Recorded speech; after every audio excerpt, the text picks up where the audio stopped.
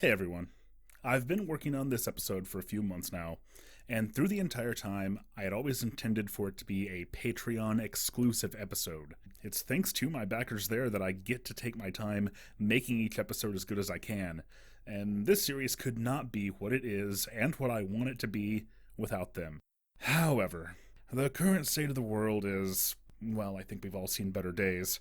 My fiance and I had to postpone getting married, and I mean, if that's the worst this thing affects us personally, I'm gonna be very thankful. I know it'll be worth waiting for. Nobody knows right now how much worse this thing might get. But I do know that people need distractions and entertainment, so that's why I decided to not make this an exclusive. I want you to kick back, get a snack, and hopefully my dumb video game opinions can help you take your mind off things. And afterwards, if you had a good time, and only if you're in a position to do so, I do hope you'll consider backing the Patreon or sending a tip on PayPal. Either way, best wishes to everyone. Stay safe, be kind, and we're gonna weather this storm together.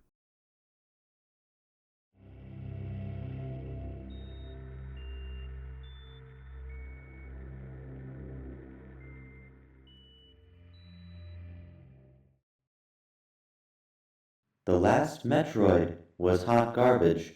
The fandom was not at peace.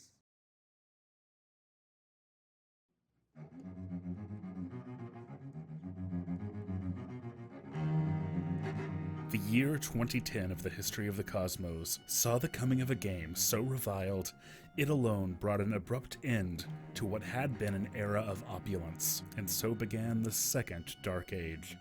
In the years that followed, at every Direct, every E3, every possible opportunity where Metroids bruised and battered fandom might hear some good news, they would instead see their hopes crushed. When what seemed like Metroid's best chance at redemption and glory was ripped away by a toothy gorilla, it was thought that all was lost.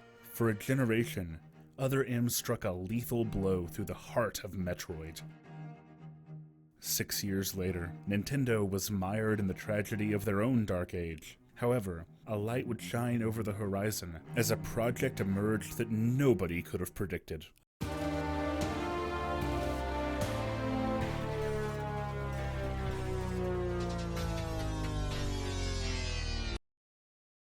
Okay, look. Federation Force is obviously not the worst game in the world, but it suffers from the same baffling lack of awareness that doomed this project. The problem wasn't that the game happened, the problem was when it happened. It'd be like if Hunters had been the first Metroid game since Super.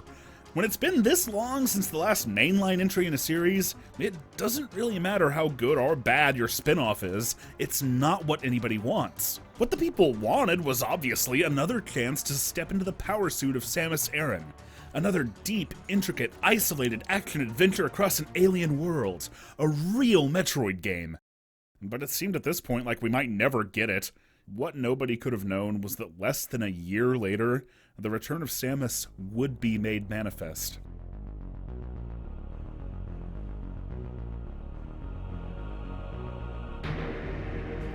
In the year 2017 of the history of the cosmos, on the 13th of June, Nintendo revealed that Metroid Prime 4 was in development. That fact alone would have been enough to satisfy most fans, but that wasn't all we got. In 2002, Metroid entered its new era with a duo of new releases, and history has a way of repeating itself. While Prime 4 was still further away than anyone even knew, the other game, a new take on the series' 2D roots, was only a few months away. And now that we know that, I have to ask, what the heck was Nintendo thinking back in 2016? They could have so effortlessly sidestepped the scorn they earned for Federation Force, and even probably drummed up enthusiasm for it, if they had just let us in on the fact that a real Metroid game was also in development. Even if it wasn't ready to show off, I think even a logo would have been enough. But hey, hindsight's 2020. At least we only had to wait a few months. Samus Returns was of course conceptualized years earlier. The game was developed by Nintendo EPD, in collaboration with Mercury Steam, a developer whose experience seemed tailor-made to both the genre and the 3DS. So Mercury Steam put together a pitch and presented their vision to series lead Yoshio Sakamoto. A fully reimagined remake of Metroid Fusion. Sakamoto turned him down. Fusion didn't need a remake. but their pitch was impressive, and there was another, much older Metroid game that Sakamoto felt was more deserving of a revival. And he was right. Metroid II was a critically important piece of the series' lore, telling the story of Samus's first visit to her enemy's homeworld, establishing concepts that would become series mainstays, and setting in motion the story events that would really drive the rest of the series. It was also a 1991 release for the Game Boy, every ambition it had tarnished by time. Way more than any other Metroid game, this one needed a remake. And 7 long years since the last Metroid, Nintendo went all out in making this comeback a momentous event. A special edition collector's box with a soundtrack CD and keychain, a glorious set of new Amiibo, an even more glorious special edition 3DS. It was great to see them putting so much hype into Metroid again. Just a few months earlier, I was a newly minted fan of the series who had no idea how long he'd have to wait for a new game, and yet, here it was already! I kind of felt like I'd come into the perfect time. And oh, did I ever play this one! I finished it once, and then again on hard mode, and then again on fusion mode, and then I went back and actually freaking completed it! 100%! How many times have I repeated throughout this series? I'm not a completionist, so that should tell you just how much of a blast I was having with Samus Returns. Then I put it back on the shelf, and, kind of forgot about most of it. Yeah, this is gonna be markedly different from my earlier Metroid videos. I'm not going in blind here, but despite how much I enjoyed it in 2017, I'm not exactly confident in how much of it has stuck with me over the past 3 years. Samus Returns came out during my favorite year in gaming in a long time, surrounded on all sides by a supernova of new releases. I played it, I loved it, but I didn't exactly commit to it. And this far removed from the hype, it's gonna be interesting to see how much of that was, like, my fault. Does Samus Returns still live up to the hype, and to the legacy of Metroid? Let's get... You know what, one sec. I don't normally do this, but because this game is so much more recent than most of what I cover, I'm gonna warn you. This is not a review. I'm going to be diving deep on every element of the entire game, so if you'd like to play it yourself first, I recommend doing that. Alright, here we go. Let's get critiquing!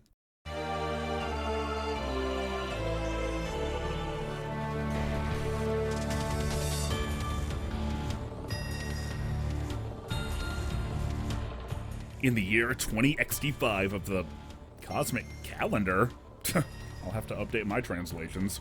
Anyway, the story so far is conveyed through some pretty stunning artwork, retelling Samus's Zero mission and the events that have brought her to the Metroid homeworld. The Galactic Federation was rightly concerned about the danger posed by the Metroids and sent a squadron of elite soldiers to investigate. Yeah, okay. To the surprise of no one, the Federation Force's mission went about as well as the game they starred in. But having confirmed the presence of Metroids on SR-388, the Federation, like Nintendo, realized their mistake. They'd sent a team of soldiers to do the job of a single bounty hunter. Samus Aran is back to exterminate the Metroids once and for all. Yep, once and for all. I can't say enough about how effective this intro is. It powerfully reintroduces the tone of the Metroid universe, and succinctly brings you up to speed on the events that led here. The 2D illustrations may look a little low-res blown up like this, but they pop on the 3DS screen, literally if you've got the slider turned up. And it all comes together playing over the iconic Super Metroid theme. The gunship makes its landing on SR-388, and our heroine's adventure begins.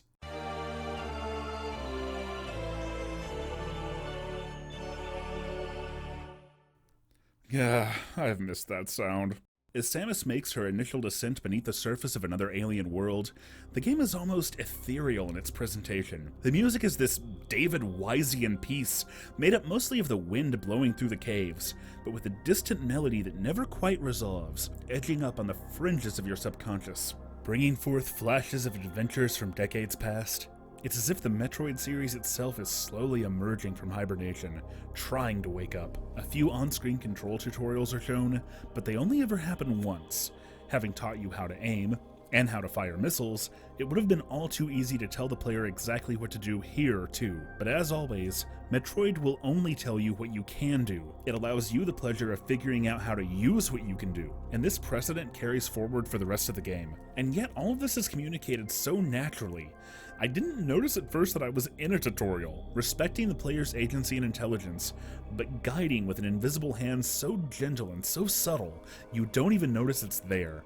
That is core to the appeal of Metroid. It reeks of old school tradition, and I'm glad that Samus Returns gets that. And then, as if in response to all that, something happens that would have been impossible back in the old school. The camera pans away from Samus, tilts into a cinematic action shot, and this right here was when I realized and appreciated exactly what the game was doing. Everything old is new again. Metroid is awake. Boom! A polygonal 3D Metroid game, offering up some of the best 3D depth the 3DS would ever see. Bang! Metroid 2 let us aim shots in different directions for the first time, and its remake has given us full 360-degree aiming via the circle pad, just as WarioWare foretold. Whip! Samus has a new melee counter, and the impact and satisfaction of nailing it has been meticulously, iteratively fine-tuned to crunchy perfection.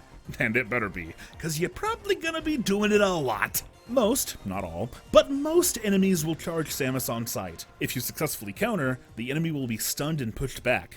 Samus will automatically target it, and when you fire, the power of that shot is maximum! This move is now the centerpiece of Samus's arsenal, and to justify that, enemies in this game have to be more aggressive. I'm kind of two minds about this. On the one hand, it probably diminishes the immersive believability of exploring an alien ecosystem. Most of the wildlife here, even those much smaller than you, will viciously attempt to kill you on sight, and that doesn't make a lot of sense. It means that Samus Returns comes across as a whole lot more gamey. But on the other hand, I like my games to be gamey. Combat, at least outside of boss battles, was never really the focus of 2D Metroid, but I find I'm more engaged with what I'm doing here. I'm falling into this simple rhythm that's satisfying to pull off, but easy enough that it doesn't wear on me. Most enemies home in on you, but that also means you know where they're about to be. But much as I'm liking the melee now, I think I'll revisit it later to see if it gets repetitive. If that paradigm shift didn't drive home the fact that Samus Returns ain't your father's Metroid, a little further down you'll find a brand new Chozo artifact, and so, the first of several brand new abilities. When you roll into it, well, tasty. Let's see, I already said bang, boom, whip, cha-tuck. So, whoa. Beep, beep, beep. This is an Aeon ability, a suite of brand new upgrades for Samus. The Scan Pulse causes breakable parts of the environment to flash, helping you find secret rooms and tunnels. If you want to know what I think of this, well, coincidentally, it was in my critique of the original Metroid II where I came to an important realization. I had always been put off by this series because I was playing it in a way that wasn't conducive to what I tend to like about video games. I'd always gone out of my way to bomb every wall, seek out every upgrade, and try to find everything because I thought that's what I was supposed to do. But by doing that, I was choosing to interrupt the momentum of combat, exploration, and discovery, the flow of the game design, and therefore preventing myself from actually enjoying it. I can see why to some players the Scan Pulse might make things too easy. I mean, that noise stir is ear-grating. Guess it just wouldn't be Metroid 2 if there wasn't something giving you a headache, but I'd still rather the Scan Pulse be there, especially because it is, after all, totally optional. You could play the whole game without firing it off once if that's more fun for you. Just like I could comb over every surface area to find secrets, but I wouldn't, because I know it'd ruin the fun for me. What I'm saying is that thanks to the Scan Pulse, even an impatient jackass like me can finally enjoy completing a Metroid game. Of course, it keeps progression from being a chore too. While I'd certainly prefer a game that used more natural, environmental cues to guide the player forward, I also know that's a lot easier said than done, especially since Samus Returns is required, after all, to reiterate Metroid 2's structure. The central goal of that game was to hunt down every individual Metroid. The map was separated into areas. Kill every Metroid in the area you're in, and acid would lower, letting you access the next one. This gave the game a great sense of momentum, especially early on. But it also carried some consequences. Metroid 2 was even more linear than Fusion was gonna be, but unlike Fusion, it didn't particularly capitalize on the strengths of that design. It eventually became repetitive and even tepid, as you'd fight the same boss battles over and over. They make it bigger, but you're always just spamming missiles. But hunting down Metroids area by area is so fundamental to the structure of Metroid 2, there's no way you could remake the game without it. So, how do you turn that negative into a positive? Well, when I finally decided to stop rambling about everything else and get the heck down here, the first Alpha Metroid fight made it obvious.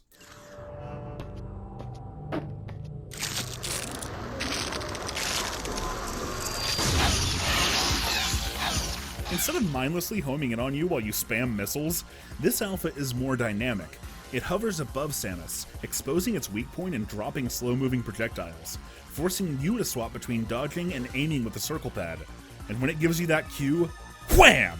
The camera pans in to emphasize the impact. It's certainly not difficult, but it puts this new paradigm to the test. For overcoming that, I got my first energy tank and the charge beam. The great first impression of Metroid 2, that awesome sense of growth and momentum right from the word go, is back and better than ever, alongside significant improvements to the game's structure.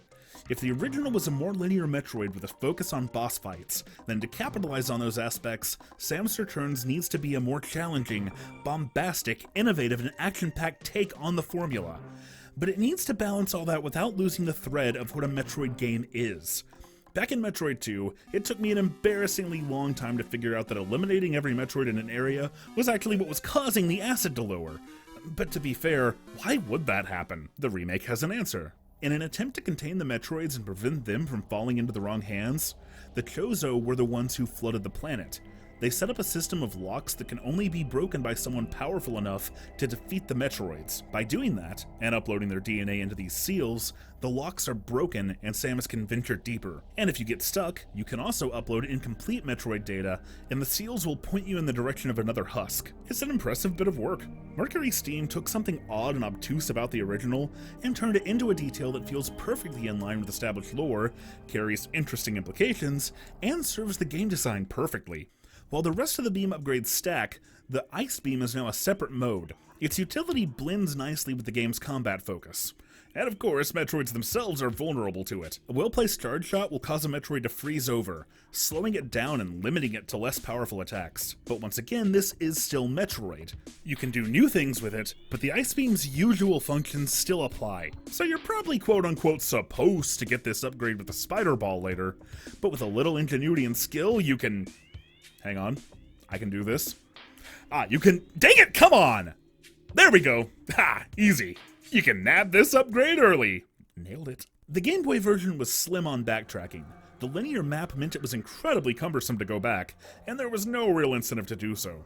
But Samus Returns is already showing me a lot of obstacles that I'll have to come back to later, and it'll be a whole lot easier when I do, thanks to these new fast travel transports that let you warp back to any other transport you found. Taking this first set will even bring you back to a room where you can already grab a few upgrades. Something so direct would be a little out of place in most other Metroid games, but since on SR388 different areas never connect or cross over each other, if you want to give this game more longevity, this sort of thing is kind of a necessity. At last, let's tumble down into the Broken Shrine and pick up Metroid 2's infamous Spider Ball. It actually controls really well now, and the map design still gives it a lot of outside-the-box utility. Although crawling around with this thing is still a tad too slow for my liking. But that's a real minor criticism. Samus Returns has adapted the original version's excellent early game momentum and improved on it with a litany of new abilities and upgrades that still manage to perfectly complement how Metroid 2 was structured. But of course, in more ways than one, I've barely scratched the surface. The move to 3D visuals has been a point of contention for some people. I've even seen it argued that it makes this game, and others that look like it, seem a little cheap or lifeless. While I can't say I agree in all cases, I get it.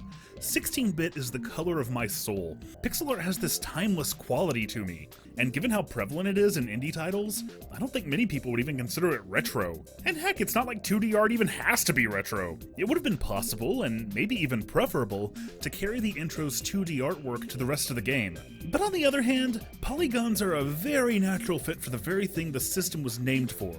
Many titles late in the 3DS's life abandoned the gimmick entirely, but Samus Returns didn't. And as someone who loves that gimmick, that's to its credit. The game makes extensive and impressive use of background background detail. Impossibly huge chasms with waterfalls hanging overhead, flora and fauna reacting to the environment, ancient structures that crumble apart on your second or third run through a room. This is bar none some of the best use of 3D depth the 3DS would ever see.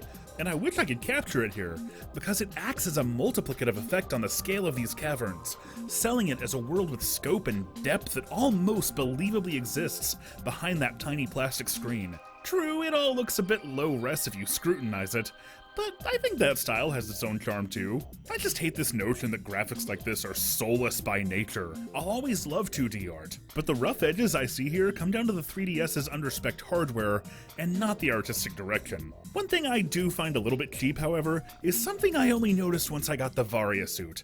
Check it.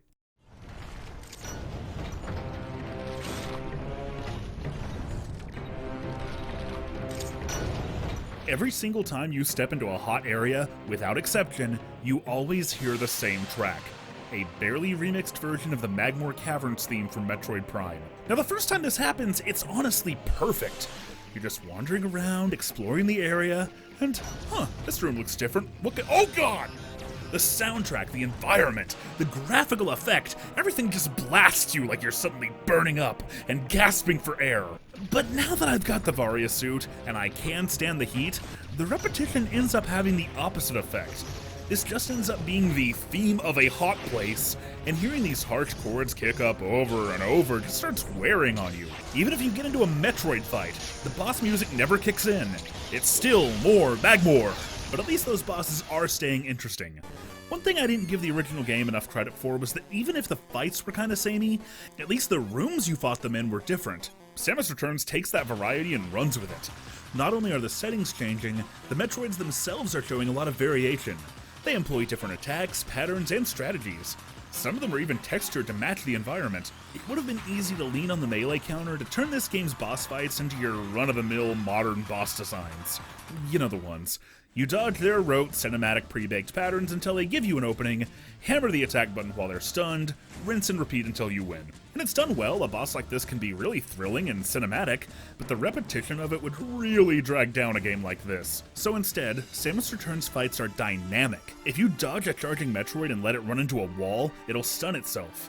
You don't just wait for an opening, you can always hurt them, but you've got to balance that with defense. And as you get later into the game, they go for melee attacks less and less frequently, making those times you do catch them with the counter all the more impactful. And speaking of impact, Area 2 also contains a single one of these. The Gamma Metroid takes all those attributes I just mentioned and cranks the volume. It's challenging enough, in fact, that it was the first time this happened.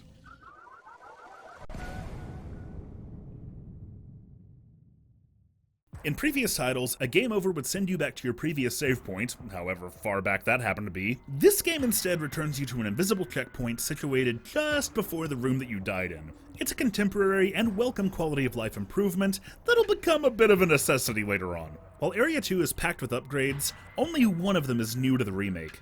The second Aeon power, Lightning Armor, causes Samus's power suit to emit a shield, which will absorb all incoming damage at the cost of Aeon energy. That lets you get through poison plants unscathed, and offers more leeway in these segments where Samus is infected by acidic mist, draining your energy until you can get to water. It's an interesting mechanic, and it goes kinda underexplored. Having the armor on powers up Samus's melee into a lightning counter. This hits a wider area and makes countering much easier, but it comes with a downside. A normal counter will generate Aeon energy, but a lightning counter drains it. It's a smartly designed upgrade. The armor is always useful both offensively and defensively, but using it is always a trade-off. The wave beam, as always, lets Samus's shots travel through walls and obstacles, but here I found myself appreciating it more than I ever had. Metroid games have always liked to keep Samus just off center of the camera most of the time, but the 3DS has the screen real estate to be way more dynamic. That, plus the analog aiming, means that the wave beam has a greatly expanded utility, and it's even more useful if you're fighting something with a weak point. Area 2 is where Samus Returns stops feeling so breezy and starts putting the screws to you. This place initially seems pretty claustrophobic. Everything looks like a dead end.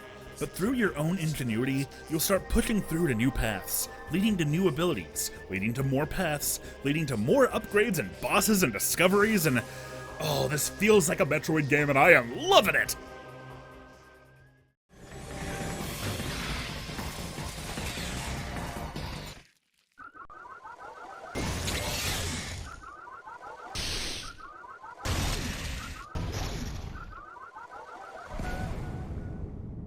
and it was all going so well. The first thing I saw in Area 3 was a portent of things to come. This little auto-targeting robot that soaked up like 100 missiles and knocked off a ton of health every time it sniped me, and after that I just had to jump into this pool of acid to get to the other side because I'm dumb and I forgot I had the spider ball, and then I started dying to literally every single Metroid I ran into. The counter timing on Gammas is a lot tighter, and missing one knocks off a ton of health. Yeah, I might have checkpoints now, but that does nothing to refill your energy, so I guess there's only one thing to do.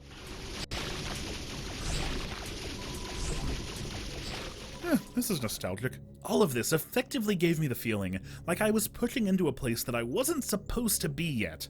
Even the standard enemies are getting more dangerous and diverse. They're as vicious as ever, and now they're coming at me from all sides. Those difficulty spikes keep getting sharper. I hoped they'd lay off a little when I got my third Aeon power-up, the Beam Burst. It soaks up energy like crazy, but it turns Samus's arm cannon into an overwhelming rapid-fire blaster.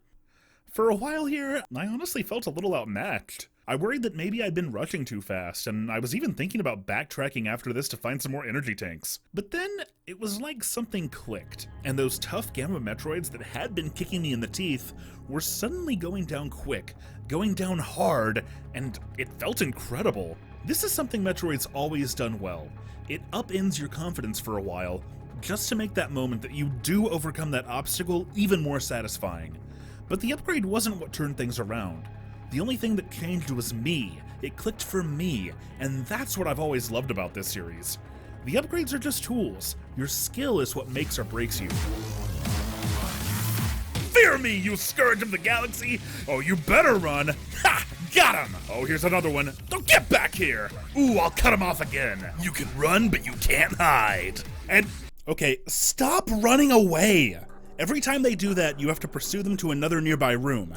It's a cool novelty once or twice, but it's happened so many times it's just getting tedious. But at least I'm actually accomplishing something there. The most annoying, clunky thing I've encountered in this game was right here. I am trying, for several minutes, to simply swing up to this ledge. Eventually, I gave up and figured I must be missing something, but I hit dead ends in every other direction. So I came back, and after several more attempts, I figured it out. You can hit the jump button at the end of your swing, and you would think that'd be the right thing to do. But it's not. You need to just let go of the grapple beam, not hit the jump button, and this will counterintuitively get you more distance. I don't know, maybe this is just a me problem, but I think it tripped me up back in my first playthrough too. On the bright side, other than that, the grapple beam is better than it's ever been. A big part of this is just the way it controls. It'll be enabled automatically if you aim Samus's arm cannon at a grapple point. You can also fully switch to it on the touchscreen, but I never found a reason to do that. Swinging is a lot more fluid than it was in 16-bit, and you can use it to zip to grapple points, pull some obstacles, and break others. So that's yet another returning power with expanded function and utility. But with the grapple beam got, it is palpable that this game is pushing the 3DS to its limit. Multiple touchscreen buttons, touch-scrolling the map, every physical button, and both the D-pad and circle pads are put to use. With the fortunate exception of gyro, that's every single feature the 3DS offers. It works, but it requires an unusual amount of attention, and never quite becomes second nature. I think the biggest issue is that you select an Aeon power with the D-pad, but then you switch it on and off with the A button. I think this was done so you can move and use Aeon at the same time, but it would have been nice if they'd made concessions for the new 3DS. Maybe use the nub as an auto switch for Aeon, and use the extra shoulder buttons for swapping beams. I don't know. Controllers are second nature to me. I'm one of those lucky few who never even get confused as to where the X button is. But even I get a little turned around and hand crampy here. Or at least I do when I play the game on a 3DS.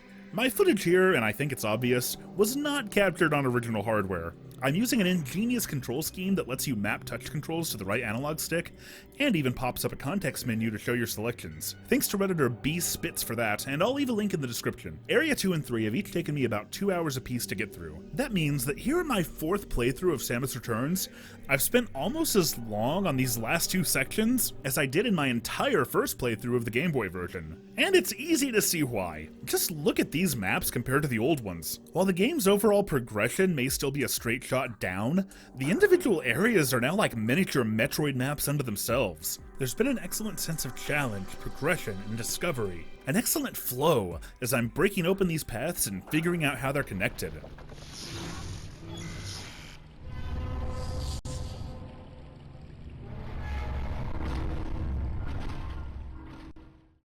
The enemy variety has been really impressive to this point. There are crustaceans that turn away and defend when they're attacked, acidic baddies that pop out of the ground and dive bomb you with no chance for melee, little scuttling robots that disable your Aeon abilities.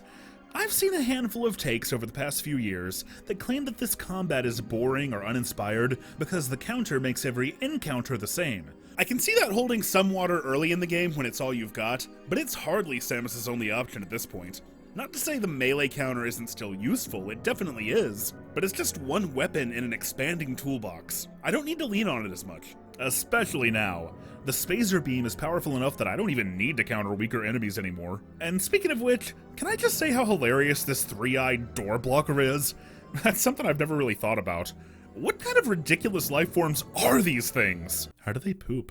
It's a nice touch how the caverns between areas are still tinged purple even once the acid's drained. And after a few sections where the challenge and complexity has just gotten steeper and steeper, this area is a welcome reprieve from all the tension. It's nice to breathe for a while, explore around, do a little light puzzle solving. And then, just when I was getting a little too comfortable, oof, ominous. What in the world could have done this? Make it stop! Make it stop!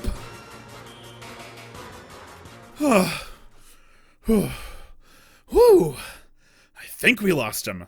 Nope, we did not lose him! Bomb blocks and skedaddlers and swinging and screaming, boom, boom, boom, boom, boom, ah! Oh! I freaking hate it! What? I'm alive. Yep, yes, you definitely killed me. Okay, you bought it.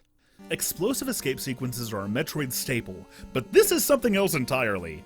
Where those applied pressure via a fairly generous timer, this applies pressure by requiring breakneck reflexes and near-perfect execution. Because if any part of that drill pokes your oh-so-flimsy Chozo armor, that is a one-hit kill. This is one of those parts I remembered most about Samus Returns. It's a punishing, spectacular set piece that practically requires trial and error, and as much as I personally enjoy this sort of thing, well, let's just say it never would have worked in a game without checkpoints.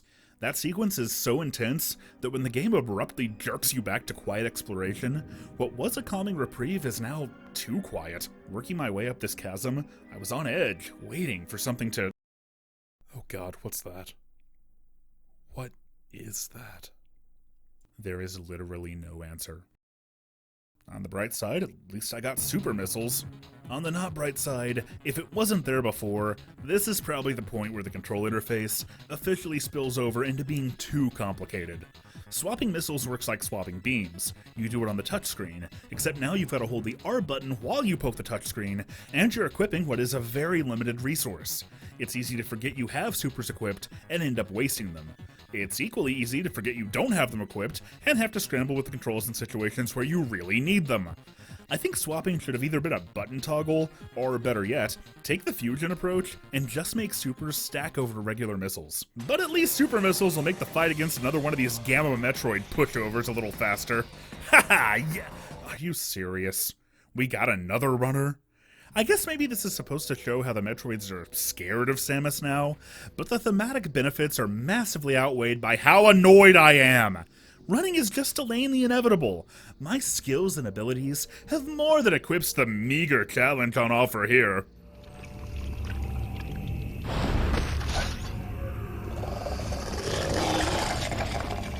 Oh no.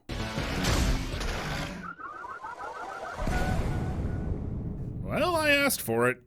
The Metroids have upgraded to Zeta, and ooh, they're rowdy. I really like how each new stage of the life cycle is, mechanically speaking, an evolutionary leap forward.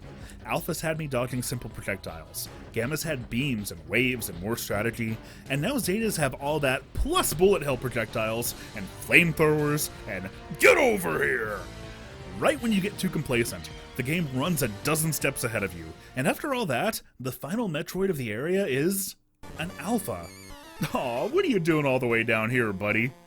Wasting this thing with Samus's upgraded armament is a testament to how far you've come, and smart design choices like this keep the game from becoming too repetitive or exhausting. I mean, the previous section had 10 Metroids, this one only had 4, filling its time with more low-key obstacles and high-tension set pieces, but that tension always ebbs and flows, and Area 4 is a showcase for it. Having said that, now that I've passed the midpoint of the game, I still see no reason to backtrack.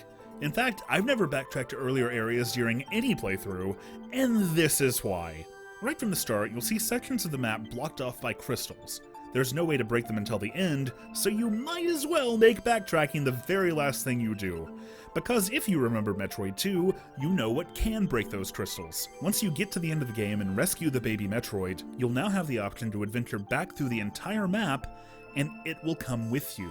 I go back and forth on this a little. The upside is, of course, that it gives the game more longevity, and strengthens the connection that Samus and the player experience with the last Metroid by giving her more to do with it. I always love when narrative relationships are realized through gameplay.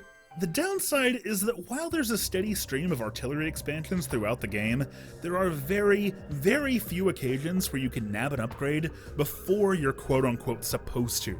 In fact, remember this? That was the last one I saw. And given the linear nature of Metroid II, there's no room for sequence breaking. That was inevitable, but combined with the upgrade path being so inflexible, Samus Returns feels uncharacteristically rigid. There aren't enough of those logic-bending moments where you feel like you can outsmart the game and do something you're not supposed to.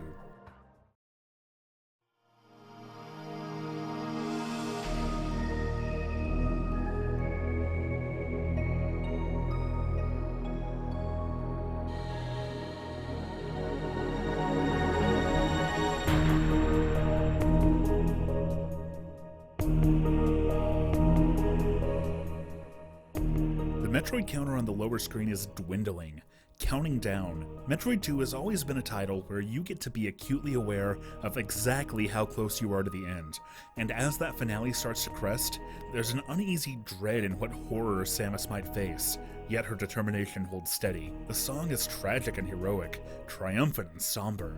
It's unquestionably Metroid. Maybe that's why a flash of familiarity set in. It's been so long since I was last here that the details have faded to me, but the layout of this section, an inconceivably enormous vertical space wrapped around crisscrossing tunnels with hallways branching off to superpowered Metroids, even years later, this place is still burned in my memory. And the space jump actually works in the remake! Area 5 was enormous even on the Game Boy, and Samus Returns again expands on that layout. Unfortunately, this is where the seams started to show a little. Early on, it seemed like pushing forward in any direction was a guaranteed dead end. Now, once I found the right upgrade and started putting those pieces together, it was fine, but it still led to a lot of crisscrossing back and forth across the map, and between elevators, warps, and loading screens, it all got a bit tedious. But to be fair, Area 5 does pack a lot into a short period of time, and one of the upgrades you find, allows you to do exactly that. This was a few areas ago, but I remember the first time I saw this place, I was hyped. I thought Mercury Steam was gonna bring back my beloved Speed Booster. Not this time. No, instead, Samus's fourth and final Aeon ability is revealed to be, well, Time Break! Samus can slow down time for everything but herself. So I guess from the perspective of her enemies, this might as well be the Speed Booster. I don't really care for this one. The other Aeon powers have obstacles built for them, but they also offer utility outside of those circumstances. The Phase Drift, on the other hand, is really only useful in these strictly built pass-fail obstacles, and the game often does a poor job signaling that you're gonna need it before you fall through the floor, meaning that something that should save time really just wastes it. I guess it makes aiming and countering a little easier, but this late in the game, it's not like you'd need the crutch. It might have been nice if it let you get a few more shots in, but if you counter a boss, the Phase Drift just shuts itself off. Honestly, this was the one Aeon ability that I didn't remember at all until I got it. It's used so sparingly that it doesn't detract anything, but it's not interesting enough to be memorable. What makes the contrast even clearer is that the optional upgrade puzzles that I'm coming across at this point in the game really are putting the range of the rest of Samus's arsenal to great use. In other words, the Phase Drift might be a letdown, but at least everything else makes up for it. Given how offensive enemies are in Samus Returns, and how much damage they can sponge to this point, the Plasma Beam has never felt so dominant. And before the awesomeness of that could even settle in, I found the Screw Attack and And, well, the visual effect leaves a lot to be desired this time, but still, with these two upgrades combined, the idea that I'd even need to melee anything has become more of a suggestion. At one time, I could barely put up a fight against these guys. Then, I could take them down, but only with careful positioning and Aeon powers. And now, late in the game, my normal attack just rips and tears right through them.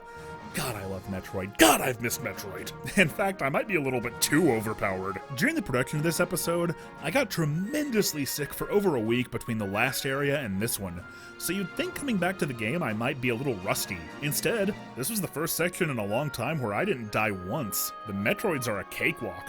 That's not a bad thing. It's exhilarating to plow through fights that used to stop me dead in my tracks. But I know it can't last. I learned my lesson earlier. Samus Returns is lifting me up, buoying my spirits just so it can pull the rug out from under me. And I can't wait to see what it's got in store. Yeah, hear the battle cry under the devil's sky. The one-winged angel scream. It's finally here. The final stage of Metroid evolution. This is the Omega Metroid! Look at the rage! Look at the threat! The variability of attacks! Oh, I've got a fight on my hand! It's over. Huh. Well, I love the design of the Omega. It's an imposing presence. But Samus is just too capable at this point for it to really matter. It telegraphs every attack it does at a snail's pace. And with how much mobility the space jump gives you, dodging him is no problem. I walked into this room with barely a tank of energy left, but somehow even that didn't do me. The Omega has one of those quote-unquote attacks, where it's really just saying, "Your comfort is very important to us. Why not recover some health with our suite of refreshing power-ups?" I want to say though, this is still an enjoyable fight. It's fun to play and it's well designed. It's just not as difficult as I would expect it to be at this point in the game, or even as difficult as what's come before. I guess it helps that I vaguely remember how to do this. But no, that really wasn't helping me earlier in the game. But still, I guess I am coming at this from the perspective of someone who's beaten the game at the highest difficulty. And that raises one of my biggest criticisms of Samus Returns. And it's not even something within the game, which is exactly the problem?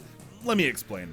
Nintendo is still deep in the throes of the Amiibo craze in 2017, but regardless of how cool this set is to look at, well, in most games, Amiibo can unlock skins, or bonuses, or like early access to something you could get anyway. Samus Returns, on the other hand, features the most useful, robust, awesome suite of Amiibo functionality in any game that's not entirely based around them, and that's not really a good thing. Scanning the 3 Samus figures unlocks a reserve tank upgrade, and access to either an art gallery or a sound test.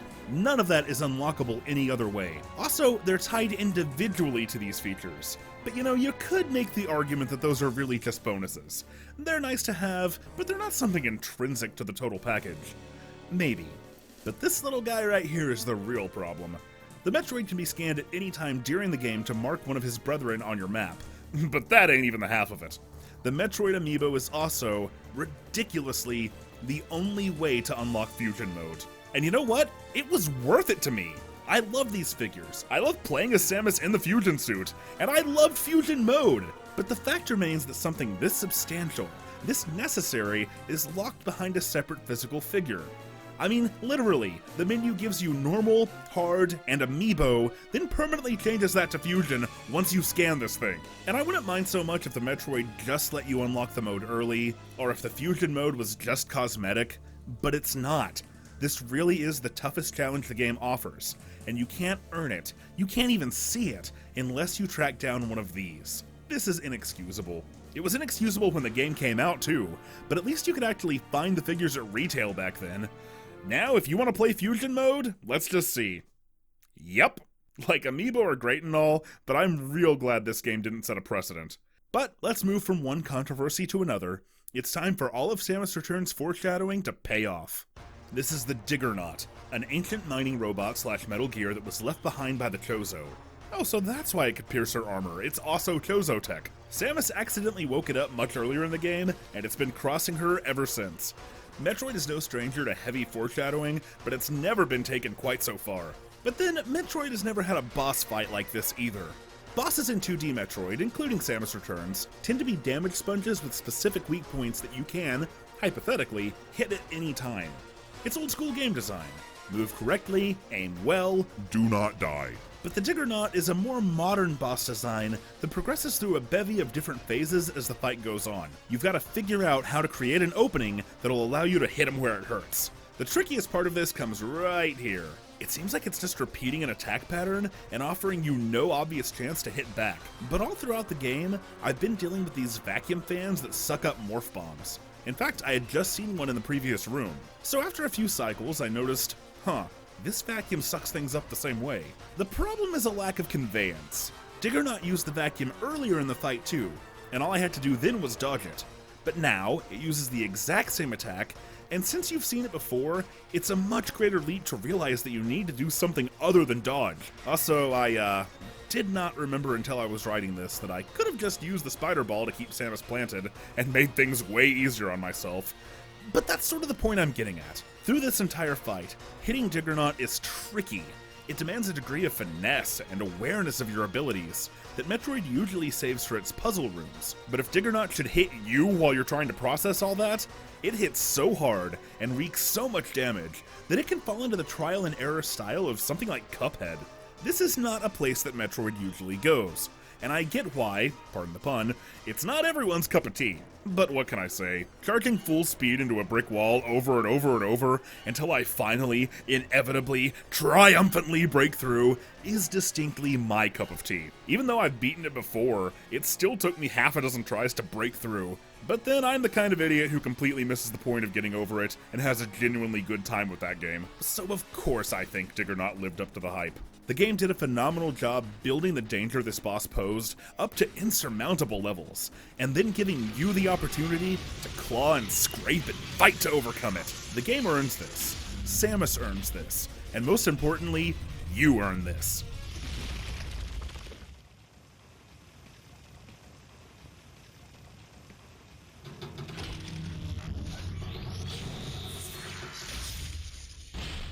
So freaking cool. With that piece of business out of the way, Samus finally takes back her power bomb. But, Juggernaut's corpse is still trapping her in here. Well, went on SR-388. Do as the Metroids do. The power bomb has always been the most volatile move in the old arsenal, but in this game you can combine it with the spider ball to do something unexpected.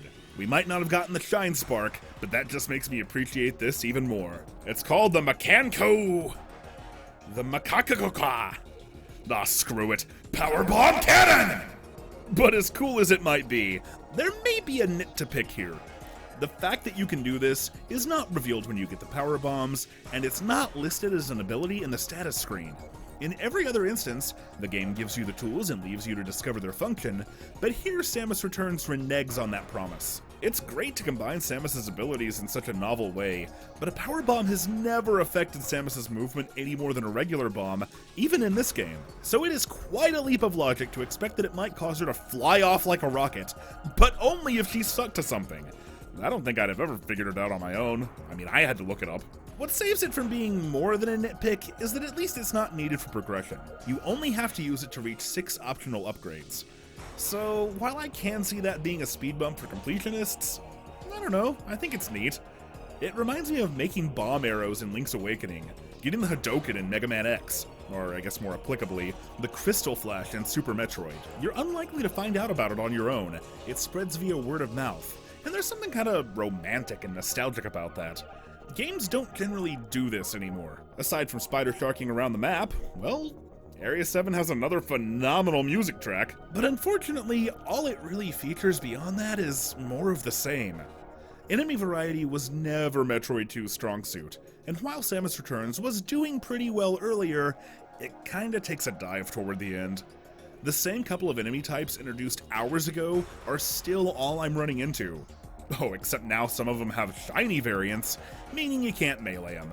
Thrilling. And most unfortunately, the Metroids have run into the same issue as the rest of the enemies, which sucks because for almost the entire game, they were these tough, interesting, worthy challenges, fought in unique locations, their power scaling with your own, until your skill and Samus's abilities could outpace and overwhelm them. They'd go from being obstacles to overcome to meaningful indications of how far you've come, then they would evolve and the process would start again. And it all culminates in 3 more Omegas, all fought in the exact same sort of arena as the first, all with the exact same abilities, all soaking up just as much damage without the novelty of a new fight to fall back on. In other words, it's freaking tedious to fight the same easy, prolonged boss 3 times in a row. The only solace is that at least it's just 3 fights, and then Omegas are done. But come on, the whole game's been building to this point, and I just think something could have been done to make them more killer or less filler. Maybe you fight them in different conditions, or chase them down through the central section of the area, instead of just keeping them confined to a room. Or you could even fight the last 2 as a pair. Between the repetitive enemies and repetitive bosses, Area 7 feels a little bit ramshackle. But hey, I guess a little downtime isn't the worst thing in the world. With the Omegas finished off, Samus's job is almost done. The last Metroid is all that's left. We all know that statement is not true. All through the game, Samus's actions have been forcing that counter lower and lower, and when it's finally down to 1 and she thinks it's over, the rug is pulled out from under her. What in the world could make that number go up? What could make more Metroids? The Metroid Queen. And she will put nearly every ability Samus has and every skill you've built to the test. Keep grounded with a spider ball, stay airborne with a space jump, knock her back with the powerbomb cannon, then grapple beam her face into the dirt, switch on the lightning armor, and that's just the first round. It only gets harder from there. The Queen is a long, arduous fight, but it's exhausting and nerve-wracking in the best way, because when it pays off,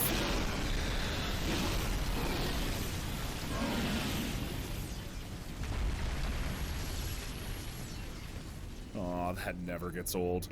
This is the climax, and Samus Returns doesn't just remake it, it actualizes and enhances the feeling of it. Where a boss of this scale was a technical showcase for the Game Boy, Samus Returns amplifies that through 26 years of gaming evolution. From the moment more Metroids are revealed, the fight through the swarm, and the battle with the Queen, everything has been pitch perfect. And when the last Metroid is finally born, the moment is subtle and understated. It doesn't oversell how important this is, because the moment speaks for itself. This is the reason Metroid 2 needed to be remade. The game is too critical and too special and too important to let it remain tarnished by time. But when I look back on Metroid 2 after all this time, what I remember is not a grand struggle against the Metroid Queen, or bombastic showdowns against tough bosses. No, what I remember is what happens right before all that. A long, winding tunnel, completely devoid of anything. No enemies to fight, no upgrades to find, just you, just Samus, pressing forward, alone. In its penultimate moment, the game pauses and gives the player time to reflect. And by doing that, with so little effort, the excitement of that climax is built even higher, and the payoff becomes even sweeter. Because when Samus finally finds the last Metroid, her act of mercy is immediately followed by another winding, empty tunnel. The two of them make their way back up to the surface beneath a starry sky, together. For a game from 1991 to even recognize that it could juxtapose a lonely, reflective moment with one of quiet compassion, to recognize the value in that, was a testament to how far ahead of its time Metroid 2 really was. Unconventional, forward-thinking, avant-garde, all of this would come to define the Metroid series. In Samus Returns, the tunnel before the Queen is lousy with dozens of enemies, all of which you've already fought dozens of times, so numerous that the thought of taking a breath would never even occur to you. No, there are upgrades to find, Aeon powers to use, obstacles to overcome. It's indistinguishable from the rest of the game. Heck, it's even reusing graphics. How about that last tunnel with the Baby Metroid? The environment looks perfect, the music is perfect. But for some reason, the game still can't help but dump enemies all over the map. In a moment that should be so serene and reflective, you're still fighting the same old fight. This memorable moment that carried so much significance has been turned into a section of the map so ordinary that if I'd never played Metroid 2, I wouldn't have even thought to mention it. And given what Samus Returns is about to do, that is a damn shame.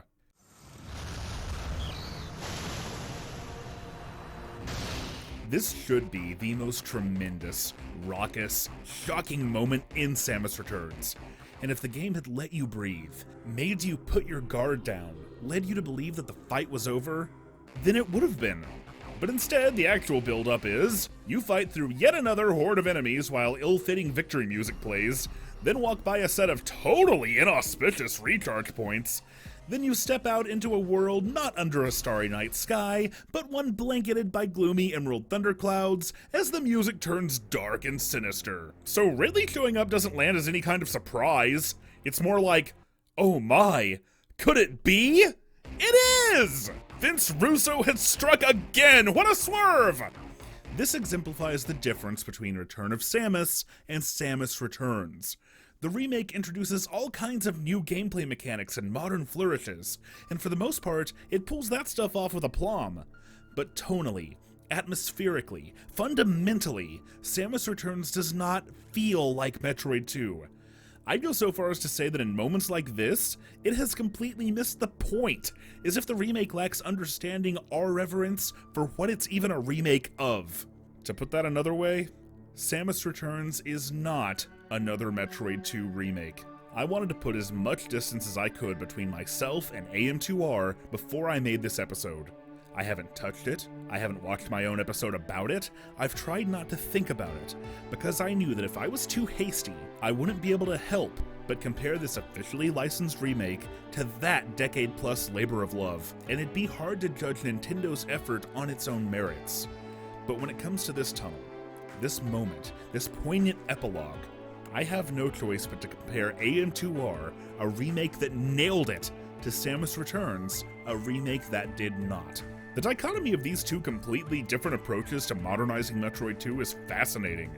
My initial read on Metroid 2 was that of a swashbuckling action-adventure to take down the Metroids.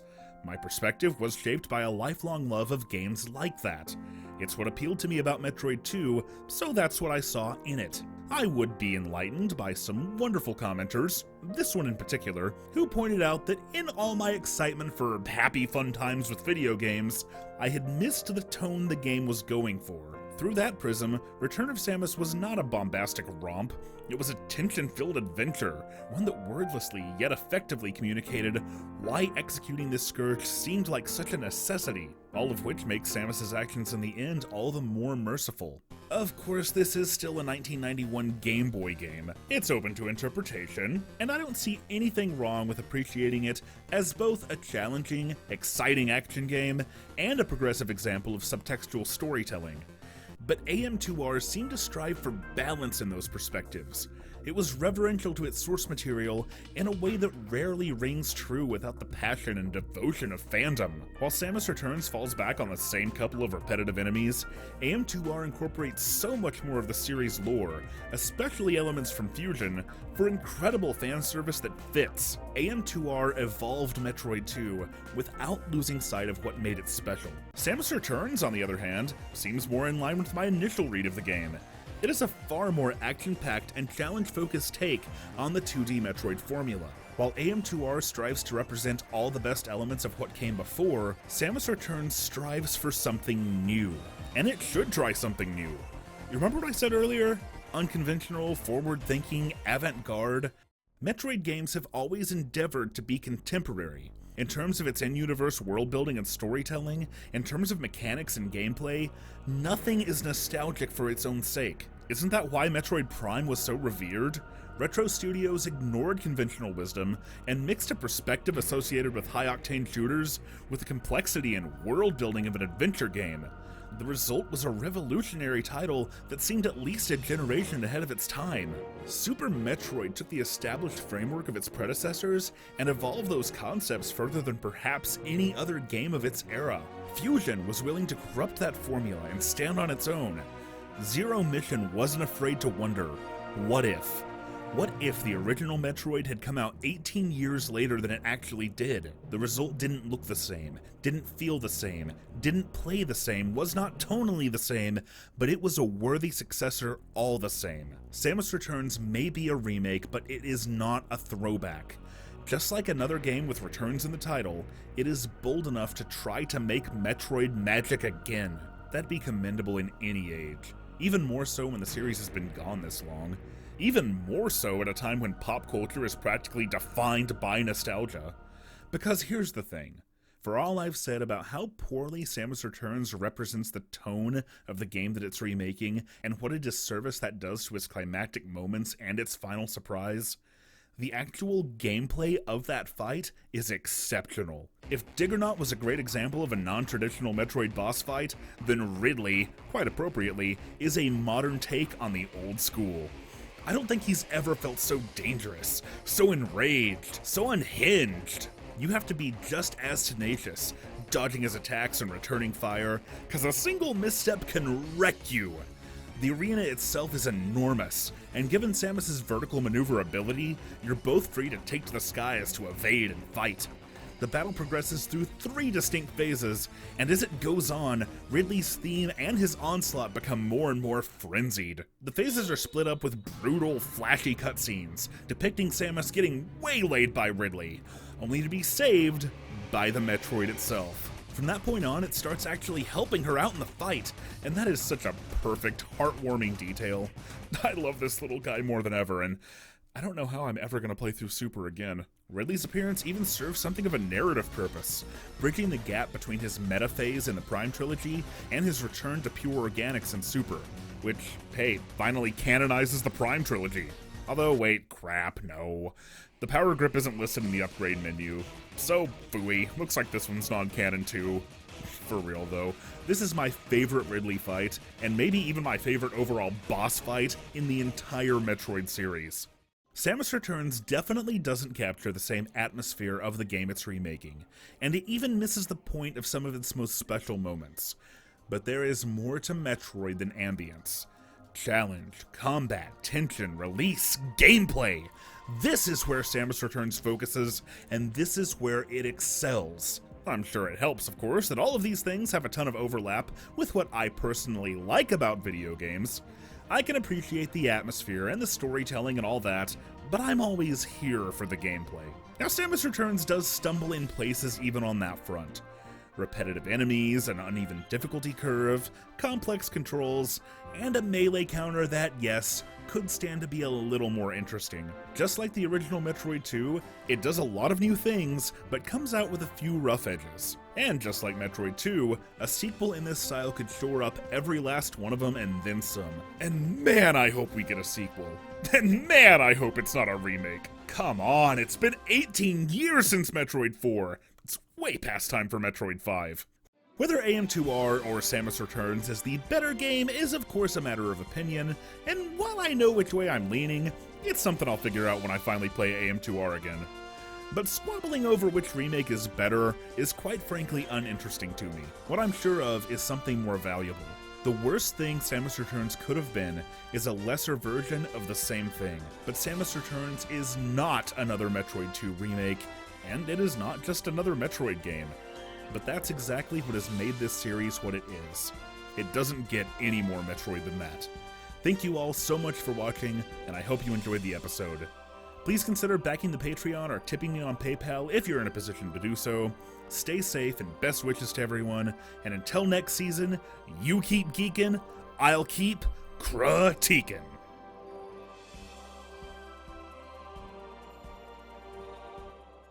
The worst thing Samus Returns could... Opal?